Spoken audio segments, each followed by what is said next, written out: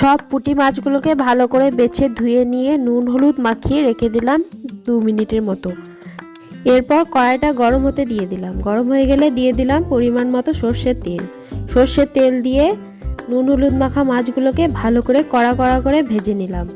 ভেজে নেওয়ার পর ওই তেলেই দিয়ে দিলাম সামান্য গোটা জিরে, শুকনো লঙ্কা, তারপর ভেজে রাখা মাছগুলো, তারপর ধনেপাতা, তারপর হলুদ গুঁড়ো, জিরে গুঁড়ো, ধনে গুঁড়ো, নুন, চিনি দিয়ে ভালো করে কষতে থাকলাম। মাছগুলোকে কষানো হয়ে গেলে দিয়ে দিলাম আদা বাটা। আদা বাটা দিয়ে ভালো করে কষিয়ে নিতে হবে। কষানো হয়ে গেলে দিয়ে দিতে হবে টমেটো সস। টমেটো সস দেওয়ার পর দিয়ে দিতে হবে 1 কাপ গরম জল।